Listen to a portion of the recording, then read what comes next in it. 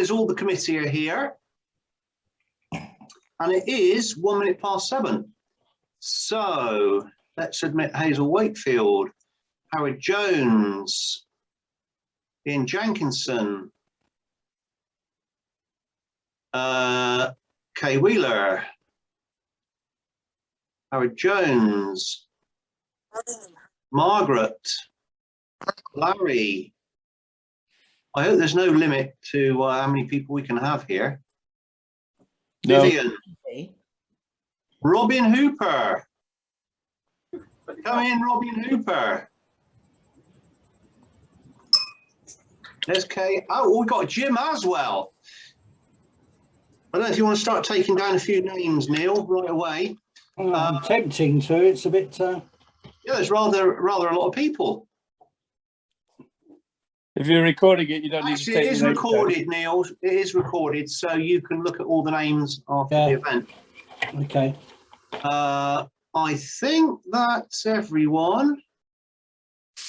Whoops. Margaret, you're on mute, I think. Where are you, Margaret? Not you on mute. No, Larry's on mute as well. Are you all on mute on purpose? Just in case it got a bit noisy in the Banda house, bearing in mind Hello, John and Linda. We got 2 screens on the go, Nigel. Have you? Goodness me. There's Vivian. Hello, Vivian. Hi. And Hazel. Hello, Hazel. And Tony. Hello, Tony. Gosh, you've got long hair, Tony. And there's the Jenkinsons. Can we make an apology, Nigel? Pardon? Can we make an apology? It's Sebi, our grandson's birthday today, and the only chance we're going to get to see him is sort of between 7:30 and 8. So we might have to exit stage left because we're going up to see him and give him his birthday present. Okay, well, that's fine. It is all being recorded and it will be on the website after the event. So you can catch up on everything. But there is an amazing presentation, but unfortunately that's not until towards the end. Maggie's giving a presentation on the new shop. But yeah, stay as long as you can. And it's nice to have you with us. Hello, Paul. Hatcher's Crescent. How's Hatcher's Crescent today? Oh, Nigel, very nice, very quiet. Is it? Oh, good. Howard, are you with us? I am, but I can't get a picture for some reason. Yeah, I can't see you. You're in the dark. There's Robin Hooper. There's only one Robin Hooper. Hello, Robin. Give us a wave. Evening. Evening. So we've got people from all over the village, which is fantastic. Everybody. So, as long as you can see us, Howard, it's not essential that No, we I can see you. Yeah, you can see us. Yes. Click on video. You can't see Vivian? What? That's it. Oh, there's Howard. Hey! Welcome, Good evening, Howard. everybody. We haven't lost anybody, have we? Nobody's got bored already. That's good. Okay, so as I was saying to Ian and Karen, the meeting is recorded, so you can watch it again afterwards, or just the highlights, the epic points. If you want to revisit those, you'll be more than welcome. It will be on the website.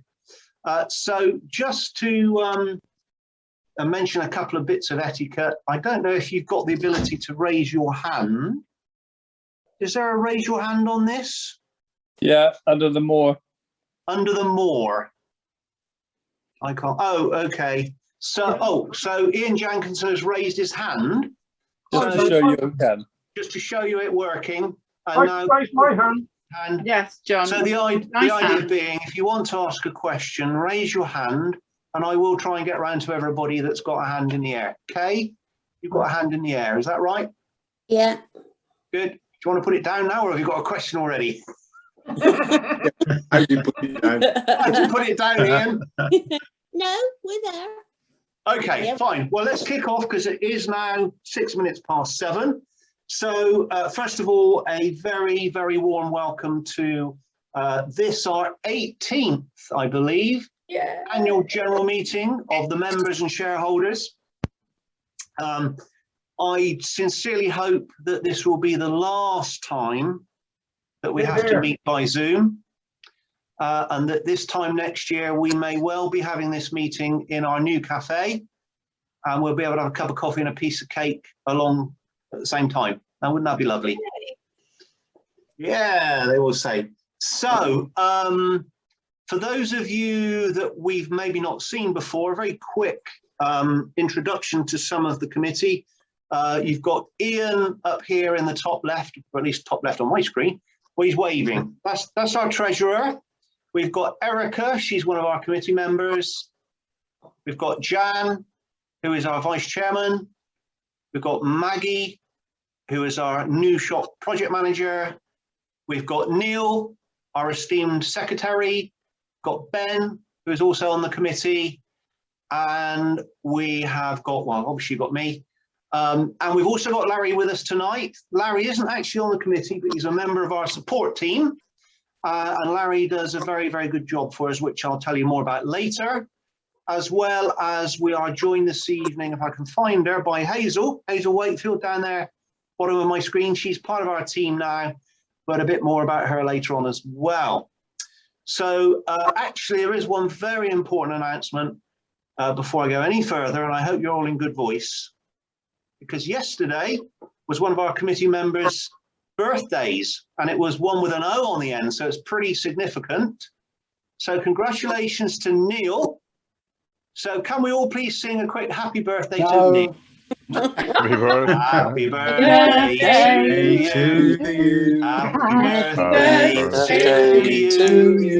Happy birthday, dear Neil. Happy birthday to you. Clearly, everyone singing at once doesn't work on Zoom, but there we That are. was Congratulations, Neil. terrible, and it was recorded. And it was recorded. For posterity. Okay, so pressing ahead. Has everybody got an agenda? I did send one through by email. Yes. So first up is apologies. Neil, have we got any apologies? Only from people who aren't actually members of the committee, so all the whole village really. Okay, I've got some apologies. I don't know if you want to jot these down very quickly. We've had apologies from Jean and John Emerson. A gentleman called Don Ames, A-M-E-S. Brenda and Stuart Boyd. And Mr. and Mrs. Gleed. I guess Ali is another one. And Ali, our manager, is another apology. Alison Elliott was going to join us tonight, but I can't see her in the waiting room. Okay, I must keep an eye on that in case she's a late arrival. Okay, so that's the apologies. Next item on the agenda, item 3, is the minutes of the last AGM. I don't know if, well, the committee will have seen the minutes from the last AGM, and there were a few people here tonight that were there last year. The Jenkinsons, the Goodearls, Kay, Tony Griffiths with the long hair, and Larry was there, Maggie was there. So do you want to have a quick look at the minutes from the last meeting, because I can show them to you? And then we need somebody to propose that they were an accurate record of what actually went on. Here we go. I'm going to see if I can show you this quickly. So there we go. Can everybody see those? No. Not yet. Yeah. Oh, there Yes. Can't read it. You can't read it. Well, yes, no, it's my eye. So I left them in the other room. there would have been a copy of these, I think, on the website if you wanted to view them after the event. I mean, it's quite lengthy. I don't expect anybody to read it all now, but I think we do need to have somebody that was at the meeting propose them as being accurate and somebody to second them. I'll propose they're accurate. Who was that? Jan? Jan Milsom. JM proposed minutes. Nigel seconded it. Yep. Good.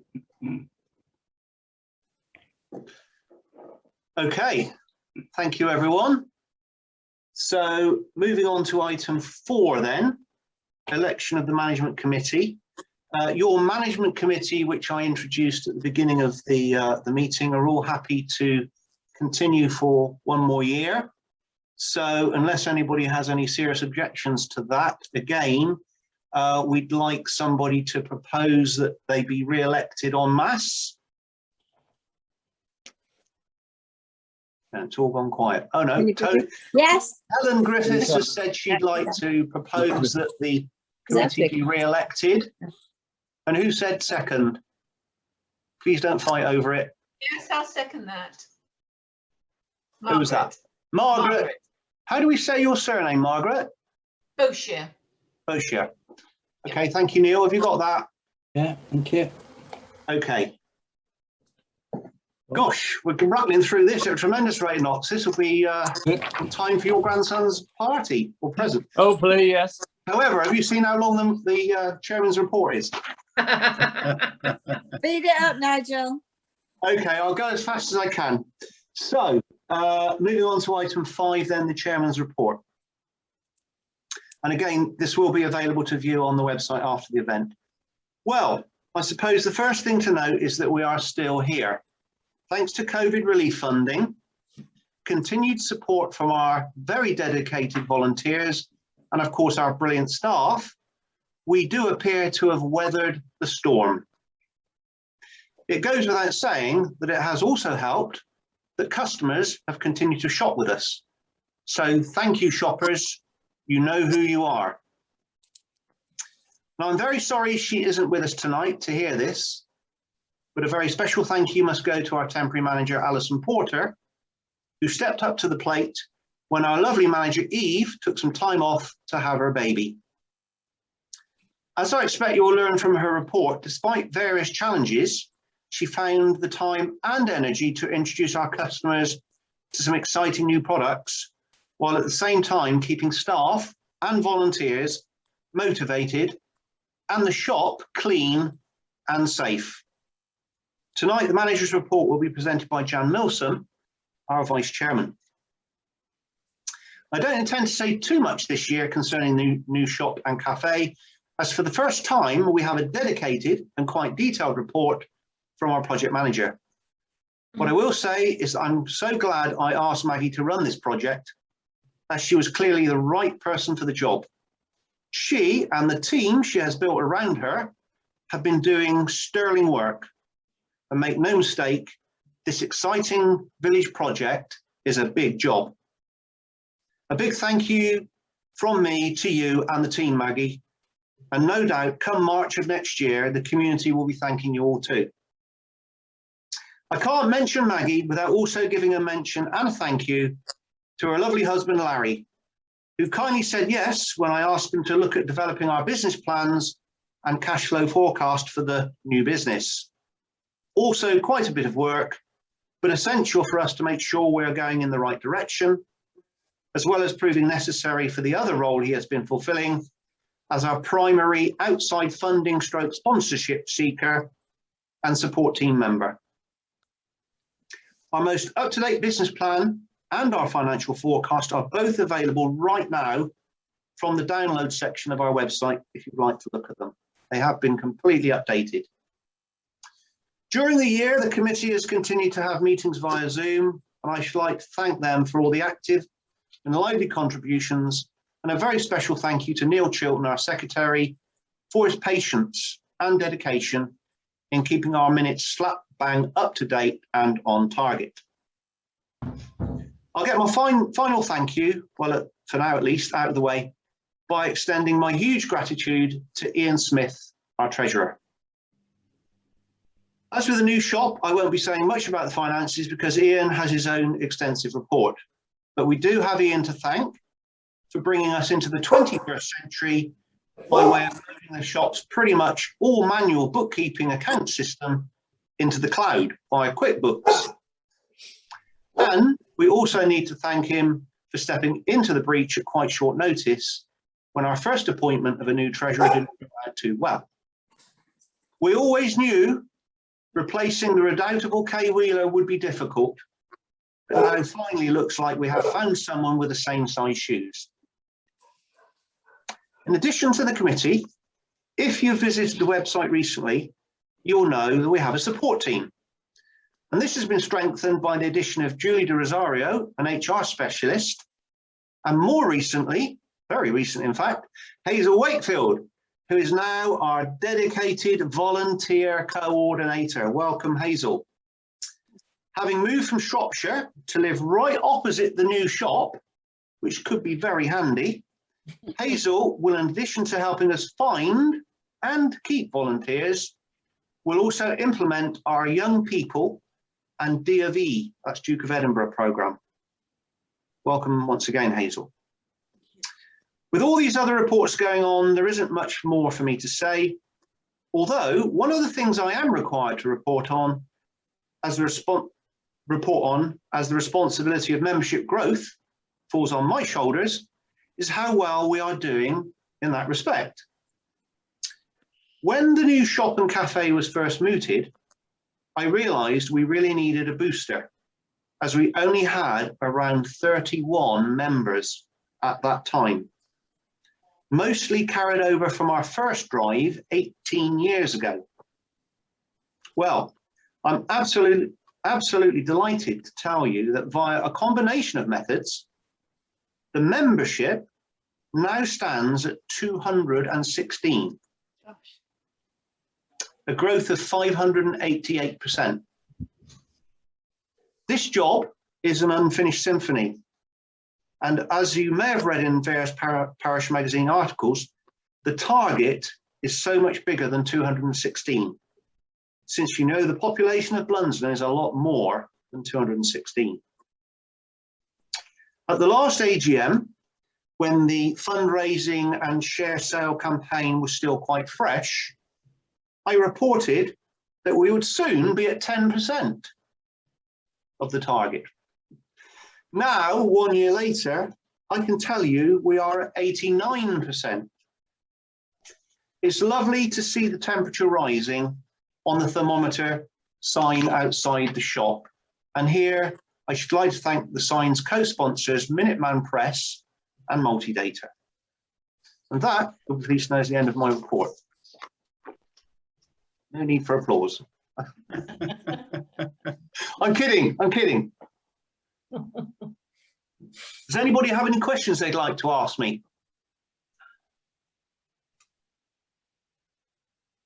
No? Okay. Sure? Fair enough. Then we'll press on with our Treasurer's report. Now, Ian, do you want me to share my screen and show the draft accounts or not yet? Please, Nigel. Yeah, so I'll refer to them while they're on screen if you don't mind. Okay. Here we go then.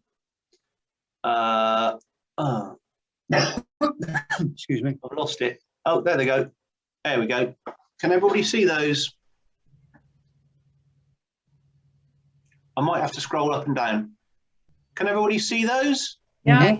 Yeah.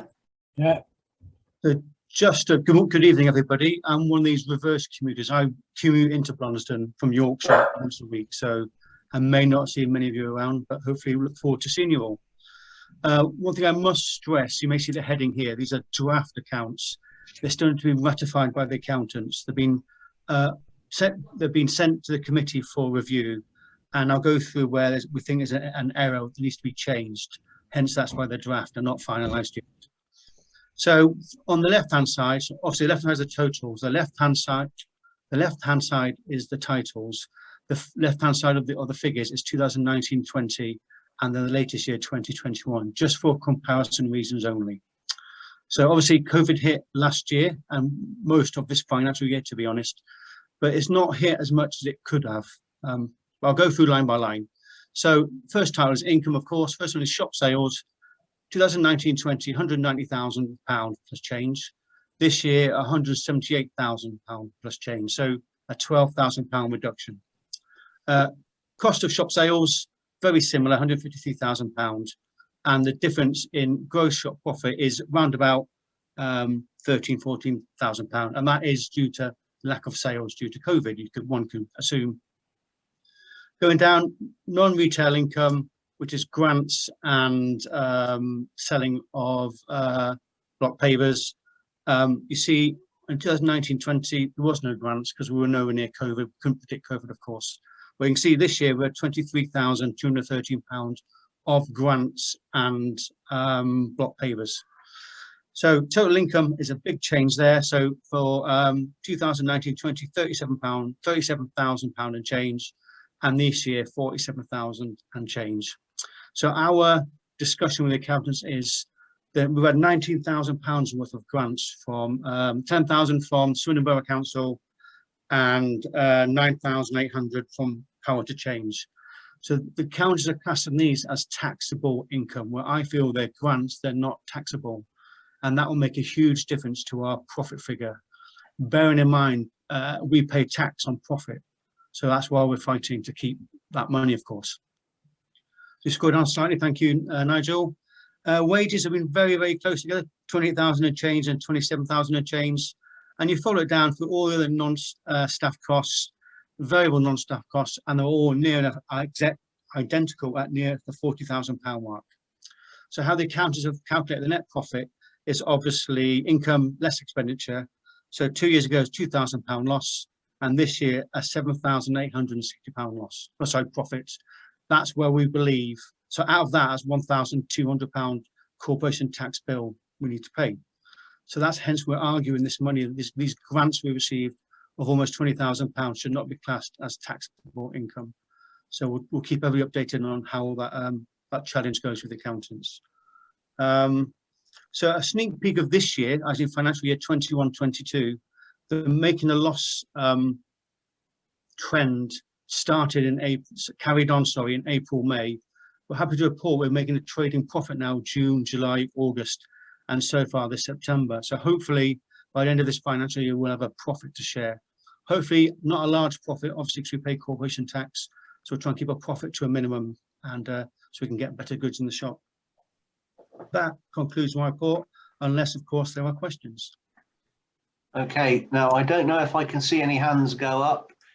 I guess people would like to see this left on screen if they do have questions. I can't see, oh, wait a minute.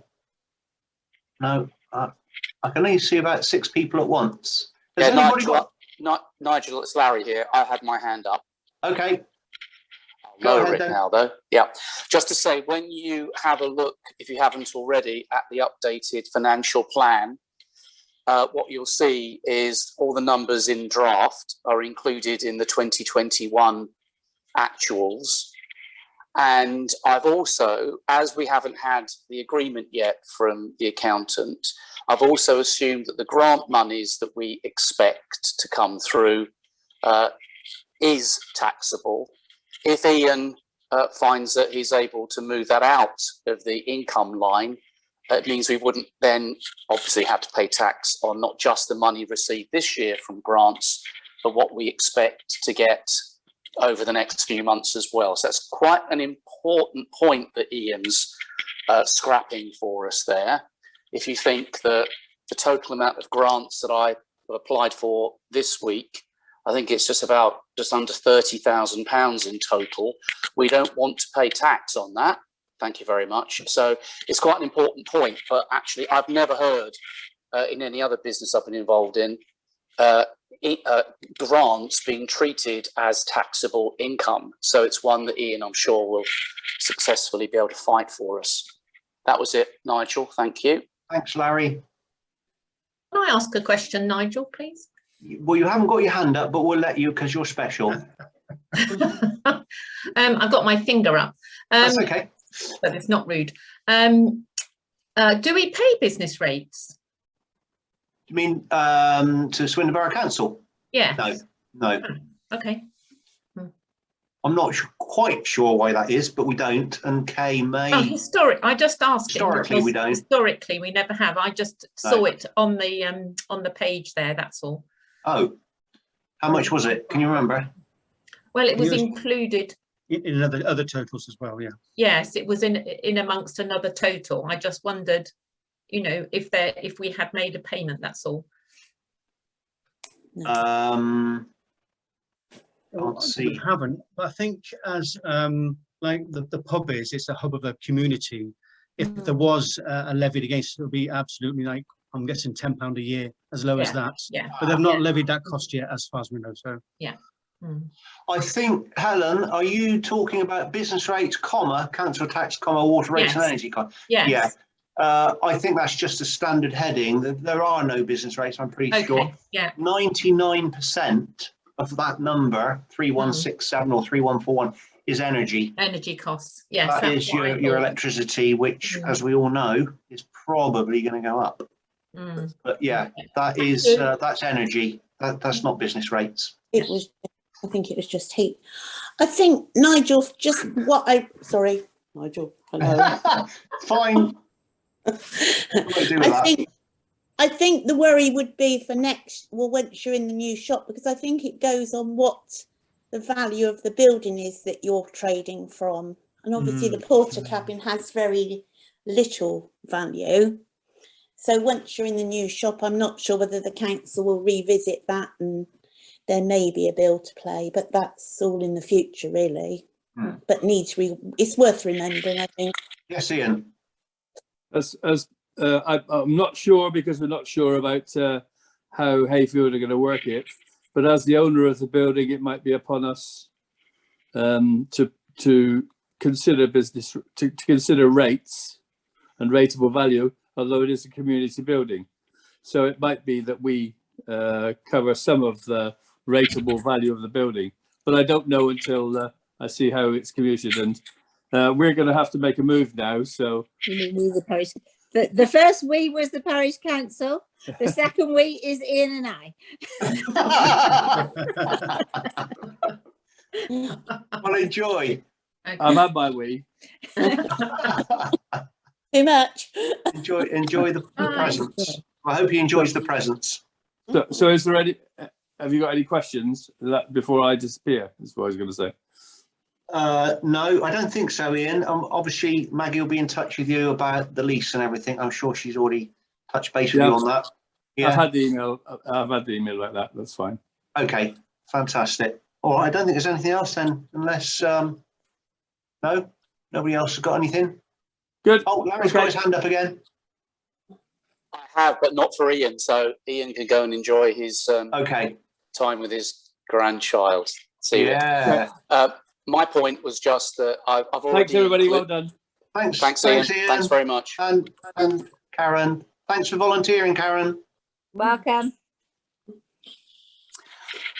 Yes, thank you. My point, Nigel, was purely that I've increased in the financial forecast the amount under council tax and energy costs and business rates. So we have got a little bit of wiggle room if we needed to pay a bit more. Although I would, when I'm putting my other hat on as parish councillor now, when we discuss all of that in parish council, clearly the fact this provides more than just a shop, but it's going to be an important community hub, a centre for people to come and meet, particularly the older members of our community. And during times of the year where it's cold outside, that's a really important extra facility that this building will provide. So,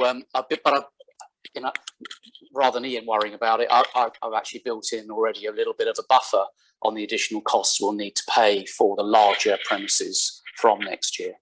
Excellent. Brilliant. Thank you, Larry. Anybody else want to ask some questions of our treasurer or finance in general? No? Sorry, not sure. Jim's got his hand up. Was there a proper stock take done this year? I believe there was, yes. Good. All right. Maggie's nodding ahead. She was there. You were there, weren't you, Maggie? No, I Me? wasn't. No, you weren't. I was. Larry was there. Yeah, I always report back to Maggie on everything because she is my boss. So yeah, she knows I was there when the stock take was being done, and even my son Henry helped with that when he was keying stuff in to do with the stock take. Good. Any more questions? Yes. How many whisper bars were there? Too many. That takes me back, Helen. Good old whisper bars, eh? Okay, well, if there aren't any more questions, we will move on to the shop manager's report, which is going to be read out for us by Jan. Our temporary shop manager, Alison, has done quite an extensive report, so we might ask Jan to read fairly fast. So I'll try my best. I'm kidding. No, we want to soak it all up. So we'll hand over to Jan Milson now then for the shop manager's report. Okay, firstly, obviously she sends her apologies and is thanking me very kindly for stepping in. I'm sure she'll do a better job, would do a better job than me, but there you go. Staff, thank you to Sandra Lee and Rob Page Jones for their continuing hard work and their commitment and teamwork shown, particularly through the pandemic. Thank you also to Eve Marks, the current shop manager, who's obviously on maternity leave, for her hard work keeping the shop stocked and thriving during unprecedented times. Volunteers, we've retained several of our longest serving volunteers. A few have gone on to a more ad hoc basis, but several volunteers have not returned, partly because of concerns over the pandemic. This prompted a recruitment drive in the spring as the new houses were being built in the village. We have 16 volunteers currently working in the shop, and we now have a volunteer coordinator, Hazel Wakefield, who'll be taking on recruitment and the initial elements of volunteer training. Volunteers continue to be sought for a wider variety of skills in the new shop so that we build a strong and dedicated team who bring their own strengths. We already have a strong volunteer community, and we will be thanking them in October for their work during the pandemic. And finally, under that section, a thank you to Jane Smart, who is back doing the Booker Fresh Products run every Tuesday. Hooray, Jane. Since the AGM last year, the second wave of COVID around Christmas meant that the country went into another lockdown. The shop kept fairly stringent COVID measures in place, including limiting the number of customers to 2, social distancing, obligatory face masks, hand sanitizers, not entering the shop with symptoms, etc. Staff, volunteers and customers have not been able to come in if they have any symptoms. This led to a rather large queues in the car park, which in turn created its own little community. National COVID measures since the new year have been much less severe, and currently we are not allowing more than 5 customers in. Face masks are encouraged but not mandatory, and customers have been very positive about these measures. Thank you to Eve and Sandra, who worked tirelessly through the pandemic to support volunteers and the local community through local grocery delivered by Ali, and the team led by Alex, who delivered papers. Shop suppliers. It was decided in February to use Bookers as our main supplier with smaller, more frequent deliveries. I've also investigated and introduced other suppliers with the aim of introducing more higher end products so that we have 3 price points, low, middle, high, for most products in the shop. The current list of national suppliers is therefore Bookers, Hollies, Tea Time Tasties, Philip Dennis, which is ice cream, and Smith's News. We remain keen to support our local suppliers within a 20-mile radius, and here is the list. North Wiltshire Honey, Dangerfield's Bakery, Country Markets, Cakes and Jars, and Pav's Sourdough, based in St Andrews Ridge. We will continue to investigate other suppliers as we move into the new premises. New products. We now have products such as sourdough, bread, oat milk, vegan and gluten-free products, Fever Tree tonic water, traditional Victorian lemonade, doggy ice cream, macaroons, granola, hummus, olives, a wide selection of cheeses, and Country Markets is taking orders for fresh home-cooked meals, such as shepherd's pies and cottage pies in a variety of sizes.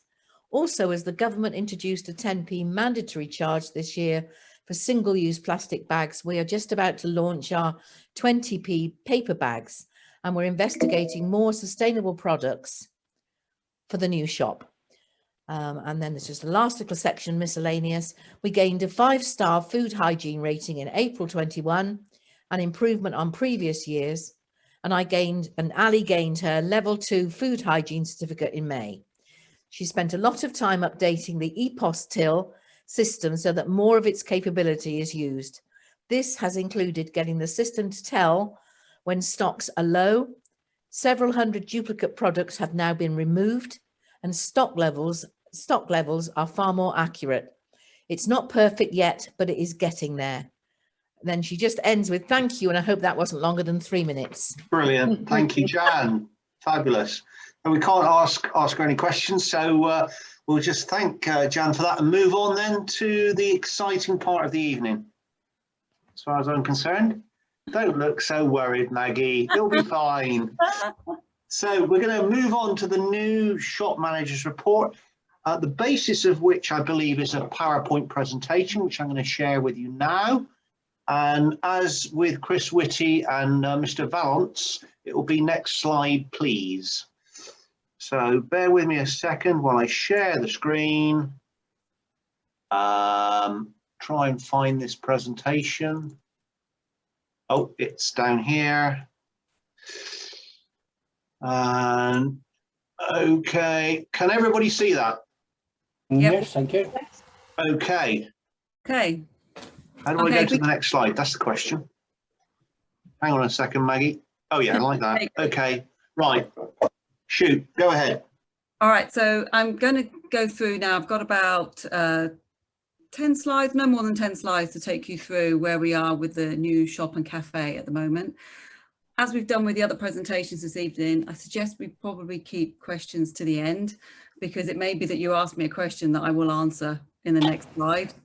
So we'll do it that way. And you will also see, following on from today's meeting, this presentation will be uploaded to the website. And also I've given a very similar update within the Village magazine as well. So you'll see there's similarities in there. So next slide, please, Nigel.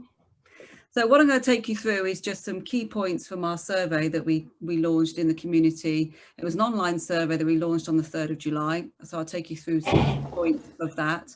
The reason why I've brought that to the beginning of the presentation is really because obviously there's no point doing a survey unless we listen to what the community is saying. So I'd then like to demonstrate in the following slides where we are probably in most cases already thinking about what they were thinking and are putting stuff in place, or what are we doing, or what are we going to be considering over the current months to make sure that we answer as much as we can of what the community want for their shop and cafe. So I'm going to take you through activities to date. So it has been really busy, as Nigel said in his update at the beginning, and it's challenging at times as well, but I'm hoping it's also rewarding in the fact that I can see an end date, and I can see, you know, hopefully at the end of this presentation, you'll see what we've got coming our way. I'm going to show you the internal plan that we've got agreed at the moment, show you some new products. So in addition to what Ali's been looking at, I'm looking at new products specifically for the new shop as well. And then I'm going to take you through quite a busy slide, but it will give you an idea of why we are applying for grants at the moment, how we are using the money from the share options and other money that we've got within our savings in order to pay for our new shop and our new cafe. So I'll take you through that as well. And then last but not least, I'm going to show you our high level delivery plan, which again will show you what stage we're at, what we need to do between now and next spring when we take ownership of the new building. So next slide, please, Nigel. So this is top line, some of the questions that I picked up with regards to the feedback from the community. So we had 145 responses to the survey and there was 27 questions. So these are just a couple of the key things that I thought I'd just share with you today. The first one being, we asked people what was important when they come to make a purchase in the shop. And it was really encouraging to see that it was quality over price. So when Ali is saying where she's going for the 3 pricing bands, that is absolutely what we need to do. We need to keep our happy shopper items, but we also need to give the high-end stuff as well in order to give more variety to our customers. And they want choice of products as well. What type of shop? Oh, sorry, Maggie, I just had to let somebody in. Okay. So what type of village shop would you like? So it was the village shop has come out, farm shop or convenience store. Convenience store is kind of what you've got now. So if you've forgotten your milk, you need some bread, chocolate sweets, it's there. What we want is something, and what the community want is something that's more than that. They want to have something that's got more choice, more fresh produce and everything, which will show in the next graph, so that there is more choice. Not quite a farm shop, so we're not looking to be Dalesford or something like that, because they have a complete niche market. We still need to be a community shop, but we will be offering more variety of product. Which leads on to the next graph down the bottom, which is what would you like to see more of in the shop? And straight out at the top there was fresh bakery. So the sourdough is going, and actually if you haven't had the sourdough from from our shop, you really should, it's lovely. So it's more items like that, more artisan breads, not a Greggs, but fresh produce like you would get in Greggs. And also then looking at more locally sourced goods. So we've got our country markets, but doing more with our local suppliers as well. Organic produce, and then sustainable products. And I will show you some of those in the coming slides of what we're looking at for there. Finally, the last slide that I want to draw your attention to, the last graph, is desired opening times. We thought we should ask our community how long they want the shop to be open for. And straight there at the top is 8 AM till 7 PM. So that's quite a difference to what we have now. So again, that is something that as a committee, we need to discuss how we would man that. Especially if it's late into the evenings in the winter, how we'd feel about our staff running the shop to that time. So it's not saying that's a given, that's what the time will be, but we will look at that in order to answer what the community is asking for. And I absolutely get why they're asking it for 7 o'clock, because when I was working, if I'd forgotten something on the way home, or I would be going to my local shop to pick up some pieces for tea or something like that. So I absolutely get why some of the community are asking for us to be open later. Can we go on to the next slide, please, Nigel? So what have we done in the last couple of months? Well, in February this year, we set up a steering committee, and that is where I'm an experienced project manager, but I'm not an experienced retail manager. I haven't delivered shops or cafes, so I needed to find people within our community and contacts locally that have that experience and knowledge. So we are very lucky that we have a gentleman working for us that used to work at the hotel as well, Tiago. He's a cafe consultant, so he currently works for Honesty, but also has contacts with Relish, and they are local coffee companies that he works with, self-employed as a consultant for those people and helping them set up new cafes and everything. I've also got somebody that works for the National Trust, and she basically dresses shops so that they look lovely when you go in, you get the right shopping experience. And she's opened up a lot of doors for me in helping me get some fixtures and fitting suppliers in, and also getting what we want to look like. So if you came along to the 3rd of July, you would have seen our mood board where we were showing what we envisaged the shop to look like. And again, Charlie was fundamental in producing that. Obviously, I'm on the committee. Kirsty used to run a cafe in the village. She lives opposite the shop, almost the current shop at the moment. And she also works in the Olive Tree Cafe in Cheney Manor. And of course, Ali, who's our current shop manager. They're my steering committee where we have looked at the initial plans, we've looked at suppliers, and we've looked at products as well, and also the planning of how we move to the new premises. So I have got experience within that. It's not just me guessing. I am using experience and knowledge to deliver that for you. So like I said, we had the 3rd of July where we shared the plans and vision. That was really well attended by the community. I lost my voice at the event because I was talking so much, but it was really good to share and see the positive reaction to what we were planning already. And it was really good to share those with the community. We have been doing updates in the Village magazine and on the website. So, you know, do encourage people to look at that. I'm also having, although the building is there, it's being used by Hayfield as their sales office.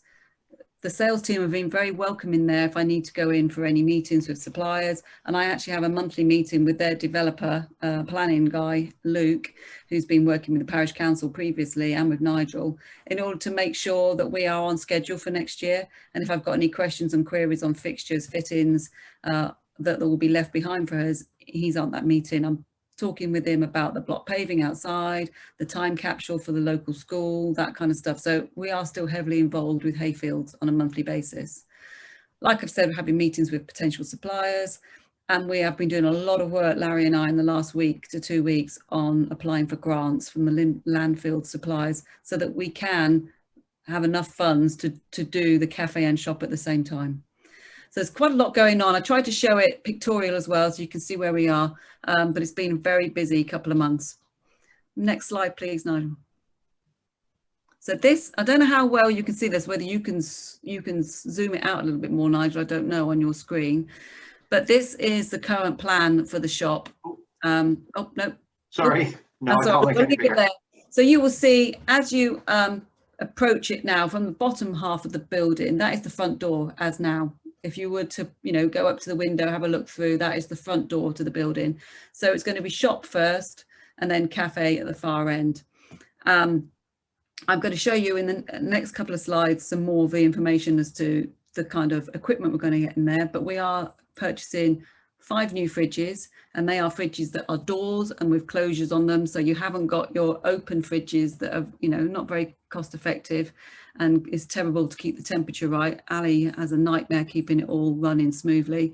So they are fridges with doors, and we're going to have 3 new freezers as well. The current good fridges and freezers that we have, we will use them into the storage at the back, so they won't be go to waste. We will use them again for storing the bits and pieces. I think it'd be better if we move on to the next slide, Nigel, so I can show you a bit more. So on the previous slide, you had 2 gondolas in the middle. That top right left-hand corner there is what the gondolas will look like for our shelving in the new shop, but it will be multi-purpose. So some of them may have baskets on them, hanging or whatever. So it's the idea is that we can choose what it looks like. So they'll make it so that it's multi-purpose. That lovely long grey cabinet there, as you come in the front door, currently there's a fireplace in the lounge that they have there. That whole wall is 7 foot long. That is only 5 foot of wall space on that cabinet there. But basically it was a cabinet that TT Solutions made for the National Trust, but then National Trust changed their minds. So they're letting me have it at cost. And I'm going to use that cabinet to take up that wall space that's where the fireplace at the moment. And in the front section, the first section, we're going to have a refill station, and I'll show you more details of that in a moment. The middle section will be for local produce, craft stuff and pieces that lots of people in the village currently make. And then on the end section will be for some sustainable goods, which I'll share with you in a moment as well. The picture of the table at the front there is where we want a feature table. So it's not just come in and go straight to the chocolates or to your newspapers. The idea is that you come in and you are wowed by the look and feel of the shop. So we'll be having a feature table, which could be that it's seasonalized. So if we're coming up to Christmas, it will obviously have Christmas stuff on there, Mother's Day, whatever. So, and local produce as well. So it'll be stuff that's a little bit different, that as you're coming in for your teas and coffees, you might go by that table and think, oh, I'll pick that up as well on the way out. And that's just an example then down there of the fridges and freezers that we are looking for complete units, and they'll have cladding around them as well. So they look very professional within the shop. Next slide, please, Nigel. So this is some of the products that I was talking about. So Splosh is the sustainable product that I'm trialing at home at the moment, and it's going really well, and I'm really happy with the products. Basically, on that grey unit, we would have the plastic bottles that you start off with, but then above them, you see what looks like books on there on the sort of cardboard packaging with, it looks like book binds. They would be above in the other sheets, and they're your refills. And they come in little packages like that where you refill it and then we send it back to them, and it's all sustainable. And we would keep a running total for in the village how many bottles we've saved. So since I've been trialing this, I've saved 22 bottles. And it's just the way you're not having plastics in the environment. I just think that's a really good thing that we should be doing within the society, within our community. And also when we're doing our grants, we're earmarking that as well, saying that we are looking to be more sustainable. The bottom image there is just an example. You would have seen them in other shops where you can have your refill station. So this won't be a huge station like this one, but it was just to give you an idea of the flavour. So it'd be cereals, pastas, you know, rice, things that we will probably go out to the community first, say, what would you like in there? And then the idea is that you can come in and fill, weigh it, and then pay for it at the till without having to use packaging. You can bring your own Tupperware or whatever. Next slide, please, Nigel. So this is the one that you'll probably want to see a little bit closer. So this is the costs. At the moment, looking at the quotes I've had through from suppliers and what we're investigating as potential items for the cafe, these are the costs to date, and this is what Larry's been putting into the business plan as well, and it's all tying up with the grants. So I don't suggest that we go through this line by line now. I would just bring out the totals and then also highlight the totals for the grants as well. So the first column, the first vertical column, is the shop cost, and that does include outdoor furnishings as well. So we're looking at a total of 27,380 before VAT. So that looks quite extensive, quite expensive. But if you think about the fact that we are replenishing some of the white goods, all new counter space and everything else, and the fact that that unit that should have been the 7-foot unit there is £1,700. If the National Trust had paid for that first time round, it would have been £6,000. So I am looking to be sensible with what we're paying for and what we're purchasing. I'm not going crazy on the costs. With regards to the cafe, with the equipment and everything else, that looks to be, I can't see it myself now, it's just under £19,000. So it is an awful lot of money to kit out these two areas in the new building. But if you look at the far column, the grants that we're applying for, the money that we've already got put to one side because we had lottery funding some years ago, which we haven't used yet. The village shares, if we get to the 10,000, the block paving, hopefully we're getting some matching from the parish council as well, comes to a total of around £73,000. So we may not get all of those grants, but we are working really hard to secure as much as we can of those grants. If we can't get enough to cover the 56,000 that we need for the two aspects of the building, we will focus on the shop first and then do the cafe afterwards. But I think if we are successful in getting the grants that we're applying for at the moment, then we will be able to do both at the same time because we've got the money there available. We can come back to that slide if anyone has any questions later. Next slide, please, Nigel. This is the final slide. It's not a 3-minute update like Ali's done. It is a little bit longer, I'm afraid, but I think it's because there's a lot of information to take you through. This is just where I wanted to show, it's not set in stone that it's April, but we are saying spring next year. The Hayfield are in negotiation with the Parish Council at the moment to agree a transition date, an official date, because without that, we can't work on our lease to come over to the shop. So we are looking at a transfer date, you'll see that. So I put it into 4 sections, the ownership, the suppliers, shop transition, and then the launch.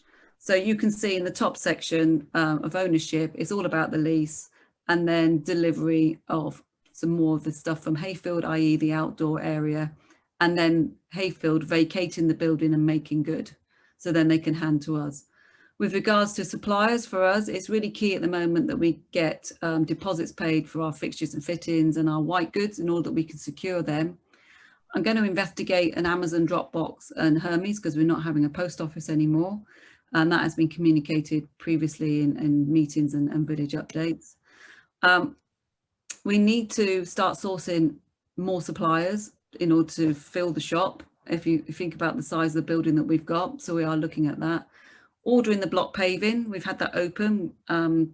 We've sold about 120. It'd be nice if we can get that, that figure higher. And then we need to start thinking about the cafe stock and everything else, and basically making sure that the building is up and running ready for us in April. The shop transition itself, key to that is recruitment of staff. So I am discussing that with the committee members because we need to start looking now. And also volunteers. So it's really great that Hazel's coming on board now because the volunteers are going to be key to making this a success, especially if we're needing to be open from 8 in the morning till 7 in the evening. But also what's key is planning the transition. So that's something that I need to look at back end of this year, once I've got my fixtures and fittings nailed down and the plan all nailed down, is that how are we going to plan moving from one location physically from one shop to the new location?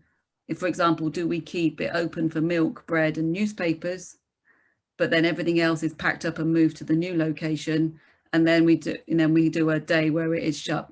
Don't know what that's going to look like. That's what I need to plan with the committee as well. Come up with proposals and give it to the committee to agree. So there's quite a lot going on. So although it's been busy the last few months, it's going to be even busier in the coming months.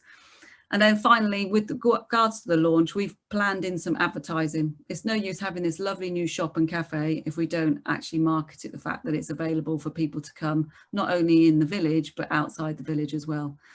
So we will be doing advertising start of the new year and doing some teasers. And then obviously we'll be dressing the shop, making it look great. So there has the wow factor when they come in, and the cafe as well. And then we'll have a launch event when we have a date to move in. So that's all my slides. So it's a question of, have we got any questions? And then we can go back to any particular slides if anyone has any questions. My only question, Maggie, sorry, is there not going to be a value to the porter cabin that's there at the moment when we've moved? Well, that belongs to the parish council. So the parish council will be considering what they want to reuse the porter cabin for or anything like that. It won't be something that we can use from a financial point of view. That wasn't how I understood it. I thought it was actually owned by the village shop. I would second that. It was purchased by the shop, not by the parish council. Yeah, definitely. I go to Nigel then, because that's how I've always understood it, that we rent that space. No. Like renting the new, and it's not physically ours, but I'm happy to be corrected. No, it is ours. I think it was, wasn't it gifted by the people doing the bypass? Bypass, yeah, that one was. So, but it doesn't show up anywhere on our list of assets. That's anything. No, but I think there is something built into the lease agreement that we have currently with the parish council that, should we decide to vacate it, first refusal on that building is the parish council's option. That's correct. Whether or not it would attract any financial value, I don't know. As I say, as far as I know, it's not on the list of assets. If it had a value, it should be on our asset list, on our balance sheet, but I don't know if it is. Ian, I can't see you because I've got the green share, but have we got any value for the building on our balance sheet? We don't know. No, but that was because it was a donation. It wasn't something that we bought to actually build into the balance sheet. And you are right, Nigel, the parish council do have the first option on it, but I don't see that as an option for them to move into. In which case, if they, sorry, go on. Yeah, I don't see it as an option as they got first option on it, not that there's not a value associated with it. No, I think probably what would happen is that we would offer it to them, say, look, we're moving out. Do you want this building? You've got first refusal. They may say, yes, we'll have it and we'll give you some money for it. Or they may say, well, thanks very much, we'll have it for nothing. Or more likely, they'll say, well, we don't know what to do with it. In which case, we would probably negotiate with another community shop who is just starting out like we were 18 years ago to take it off our hands for an agreed fee. Yeah. What that would be, I have absolutely no idea. But no, but what you've got to remember is it'll be a great expense to move it. I think that'll be down to the purchaser. Yes, exactly. But what I mean is, if you take whatever the building might be worth against the cost of getting a crane in, removing the railings, lifting it over onto a low loader and getting rid of it would be substantial. So it might well be that you're sort of giving the building away free anyway, because the cost of moving it would be very expensive. Yeah. Nigel, it's Larry here. Hi, Larry. I've only been on the council for a couple of months, but what I do know already is that everything that has been agreed previously will be documented by the parish council. So I can pick up the point if you want me to, just to look at the rights of ownership as opposed to the rights to have the first dibs on the shop as and when it becomes available. So I've been in enough meetings already, though, to know that the assumption the council are making is that it's a community opportunity to use the premises for something that the community might use it for, and that we'll be looking for ideas on how that space could be utilised by the community. That will drive, I think, whether the parish council will be interested in selling it or having it used for other purposes. But that's something between now and time we vacate the shop, clearly between you, Nigel, your committee and the parish council, we've got time to resolve. If Ian was treasurer at the time that this building was first given, it would either be showing as an asset, because it has a value, either be showing as an asset in your accounts or in the parish councils. I don't believe it shows in the parish councils. So I believe Kay, it was Kay, wasn't it, who said? Kay might be right that it is nominally the shop's property, and therefore the council have a first opportunity to look at how that's used, because that was the terms under which the original arrangements were made. But if it is an asset, and is actually an asset that belongs to the shop in the meantime, then actually it should have been shown as a fixed asset, and probably should have been in your accounts, because it needs to sit somewhere as someone's asset, and it's not in the councils. Yeah. Yeah, good point. Just for an update, sorry, the fixtures and fittings is £3,600, plant and machinery £1,000. So I don't think it's been accounted for. I don't think it's ever been accounted for. But...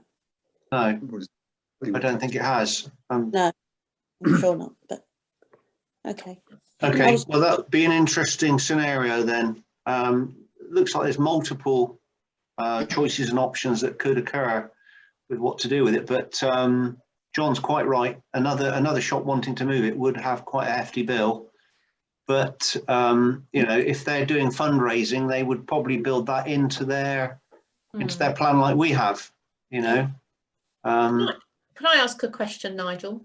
So what about planning? Because I was under the impression that the planning permissions had lapsed.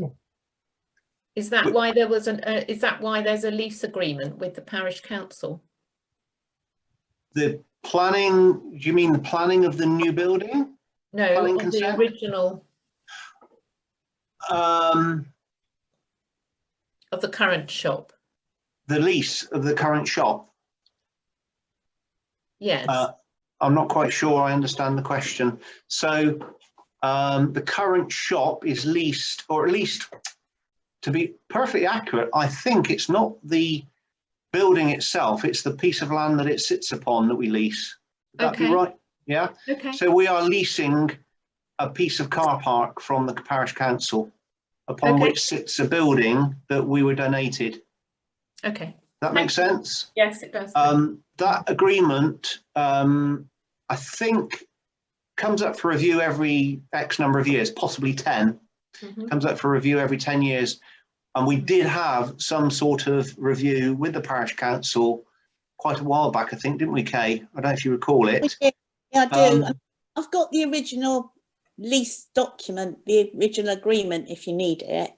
But it was left because at that point we were then negotiating about a new shop anyway, so it got sort of swept away, really. I think the parish council wanted us at the time to not upward review the rent of a very small amount of money per year, but possibly update the document to take into account the 21st century. Bearing in mind that document was produced 18 years ago. I think that's all they were looking to do, was to have some sort of much more up-to-date version of it. What was essentially a very simple lease agreement. And we said, well, yeah, we're quite happy to look at it, but it might become irrelevant because we're looking at a new shop. Okay. So I think it probably got put on the back burner at that point. Okay, thank you. Okay. If I could just go back to the costs, Maggie. Yeah. See the panini grill at £389? Yeah. You can take that out. Why? Because I've got one sitting in my garage. Yeah, but is it an industrial one that's used? It's from a cafe. It's from the cafe. It's from a cafe. Yeah, it's a big one, massive. I've got a job to lift it, and it was a donation from one of the scout leaders, who reclaimed it from a cafe that was closing down, and it's in almost brand new condition. Okay. So I've just saved us £389. There you go. Done. Thank you. But otherwise, anybody got any questions on any of these numbers? No, I'm guessing that the VAT we would be able to reclaim, Maggie, would we? Yes, I was under I know that. you've Yeah. shown it separately. I think to bring the shop and cafe in at that figure will be truly amazing, personally. Oh, she's a truly amazing project manager, Kay. But one other little thing I just wanted to mention, these refillables that we're looking at, in addition, of course, to being eco and planet friendly and everything else, they are also pretty good for people that live alone and older people, because they only need to buy what they want. They don't have to buy a huge packet that might go off over time. Yeah. So if they want 2 bowlfuls of spaghetti hoops, that's all they have to buy. And they'll take them away in a brown paper bag or a box, rather than anything plastic and that's got lots of other packaging. So that is, I think, quite a good thing. Mm-hmm. Yeah. Any other questions? I will stop sharing. Nigel? Yes. It's Hazel here. Hello, Hazel. Hiya. Well, well done to Maggie. I just feel very excited about it all, and it looks fab. Just wondering though, one quick question for her and yourself.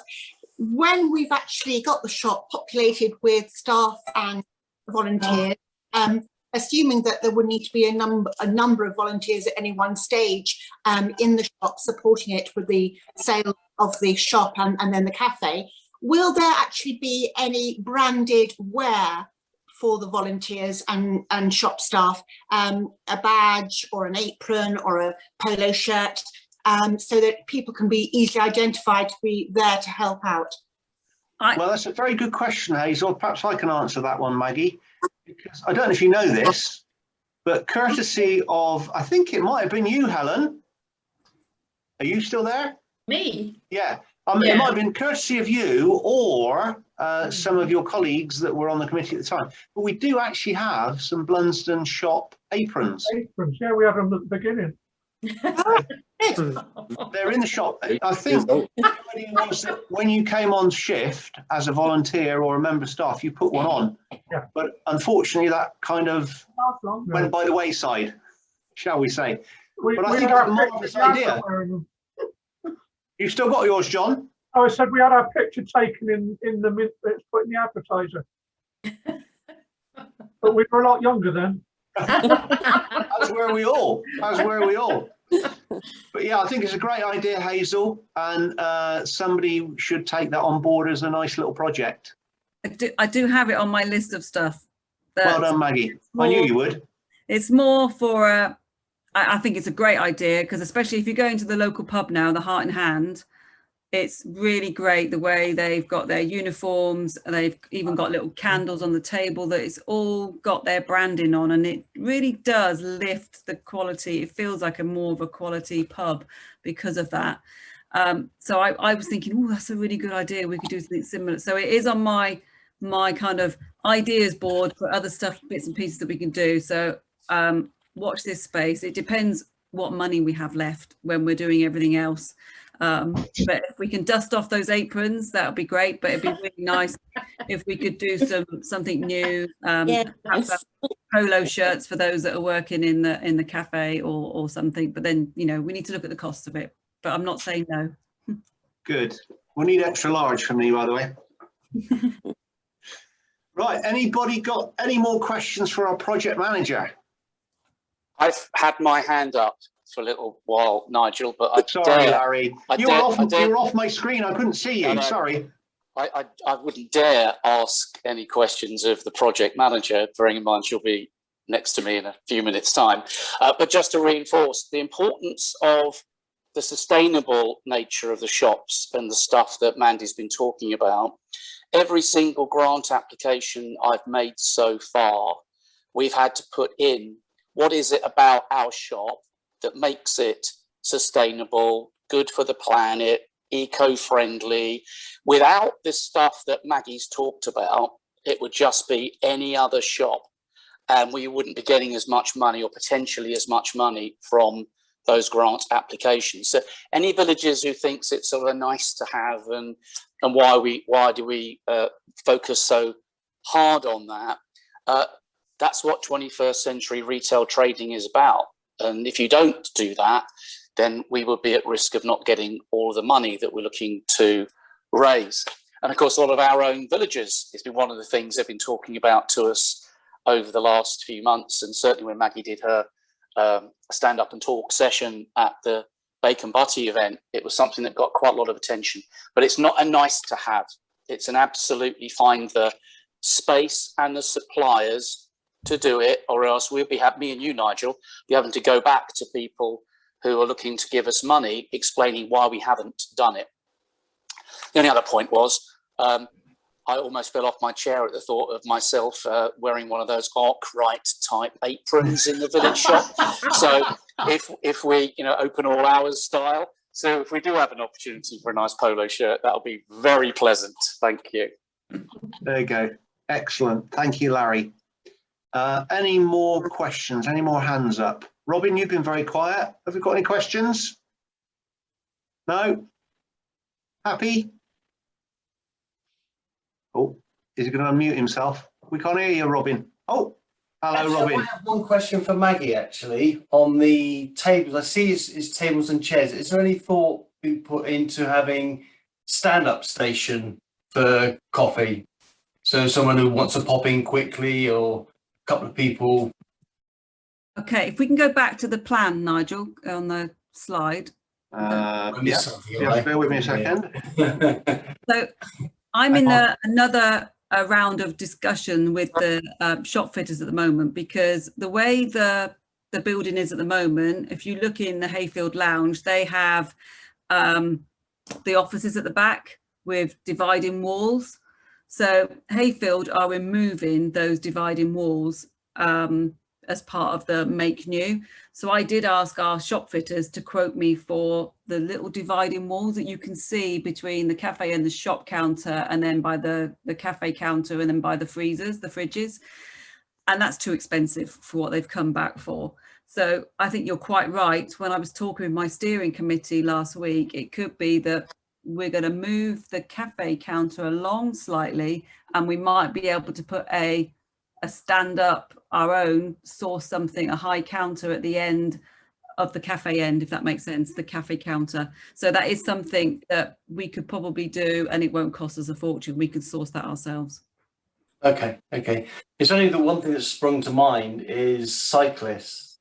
You do see a couple of cyclists coming through the village, but it gets round the cycling fraternity pretty quick if there's coffee being done and cake and stuff. So that can be quite a good quick turnover, because they're in and out sort of as part of their cycle. So we're going to have outdoor seating as well. So, and if we can get the awning sponsored by a local developer as well. So if it all weathers, they'll still be underneath the awning. So they've got a bike rack as well being provided, so that we will be providing services for people that are coming through the village on their bikes. Absolutely, we would like to, encourage them to come in and pass the word round so that we can. So I get that it needs to be a quick way of them coming in, but I'd like to think they wouldn't be muddy, because I'm a bit nervous of them coming in with their what they call them, clicks or something. Cleats. They shouldn't be too muddy, should they? Hopefully no, they shouldn't be, as long as they haven't taken a clean one in. As long as they're clean and tidy, they can come in. I don't know about. They might have to borrow an apron if they're wearing lycra. Well, that's a spare one when we have the back. So just got one final question. Sorry, is to do with dare I say, if we are going through similar to what we're going through now, where do we stand on the help yourself food and stuff with people coming in? No, you won't. So the way so yes, with the refill stations, obviously we'd have to follow COVID guidance for those, and it may be that they won't be available at that point. But with regards to the cafe as well, very conscious that when you go into cafes now, you have sneeze screens and everything else, or cake domes. So we were pricing up originally a sneeze screen that went the full length of the counter, but that was £2,000. So now I'm looking at a cake display, which is 2 shelves within it. It's all glass, which you can access it from behind the counter, but then people can't sneeze or touch the cakes from the serving side, and that's only £325. So we have a no-brainer really which one I go for. Yeah. But we are looking at making sure that whatever we put in, it's future-proofed. So if we go through exactly what we've just gone through in the last 18 months, hopefully we can still weather the storm with the equipment that we're buying. Okay, brilliant. Thank you. Can I just Great come job, back? by the way. Go on. Good job, he said. Can Oh, I just come back to Robin's great point? job, I said. Great job, sorry, not good, great. If I can just come back on Robin's thing about cycling. It's not on the plan because it's outside, but one of the things, and it has been mentioned, that we're looking at is an outside covered area, which we're seeking sponsorship for. There is a chance that we will get that.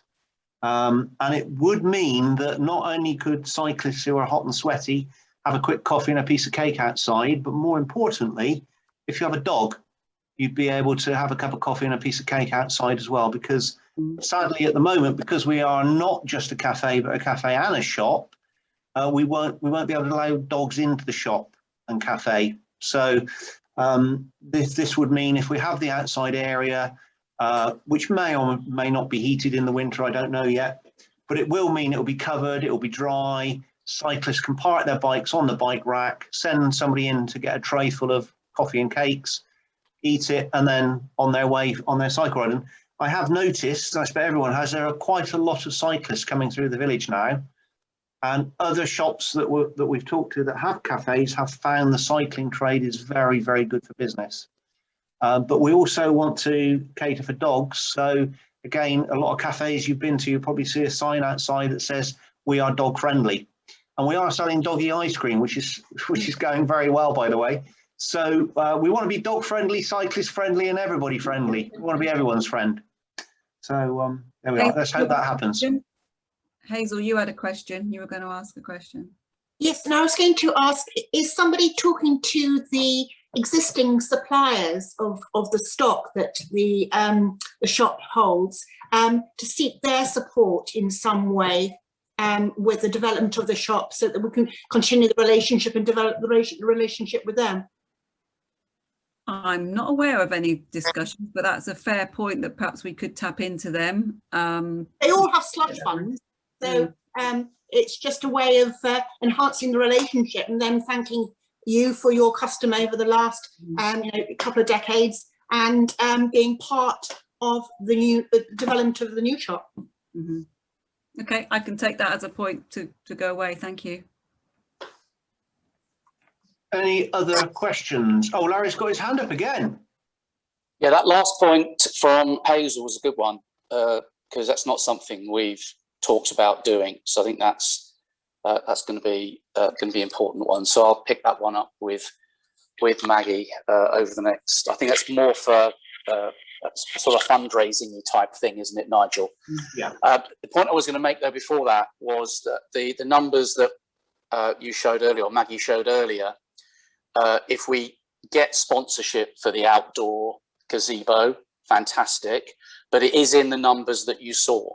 So we've applied for enough money from grant applications to do everything that you've seen, and including the outdoor gazebo, because dog walker income for cafes and bacon and all that stuff, paninis, is really important. So if we get that money from sponsored, Nigel, that's a real bonus, because at the moment it's included in the projected business financial forecast of the business plan.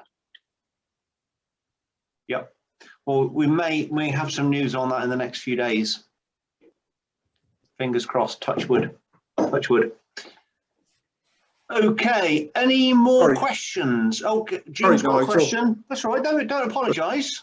It's a quick question for Maggie. Is it the intention that the shop and the cafe both open at the same time, or will it be a staggered opening? That is something that we need to look at, because it's all to do with actually manning it as well. And if we're doing it with volunteers, if we have enough volunteers, that's great. But also we need to be very careful about the cost of staffing. If we're going to recruit another manager to run the cafe as well. You know, we need to make sure that we're not paying for more staff than we need, if that makes sense, but we also need to get the balance right. If we're asking people to volunteer in a cafe, they might think that actually they could walk in. So we need to get the balance right, see a lovely building, lovely presentation, and then think, why am I being paid for this? Surely I should be getting a salary for working. They're all making a fortune. Why aren't I getting a salary for this? So we do need to be really careful, because then that links back to our profit and loss, because we need to make sure that we cover our face. We're not looking to make huge amounts of money, but we just need to make sure we cover our losses. And if we do make money, then we plough it back into the business or back into the community. But I guess what I'm saying is getting that balance right between opening hours and staffing. That's very key.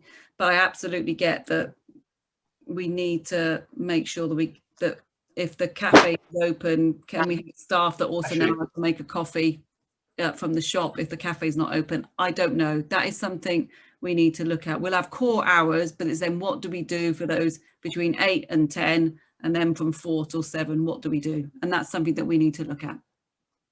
Yeah, if I could just add, Jim, that one of the things that we may well look at, if Hayfield play ball, is the option of a serving hatch on the side of the building, on the cafe side of the building, which, if that were possible, would give us the option to have just the cafe open at a slightly different time to the shop itself, so that people aren't trekking through the shop. They're just coming for coffee at 7 o'clock, 7:30 in the morning.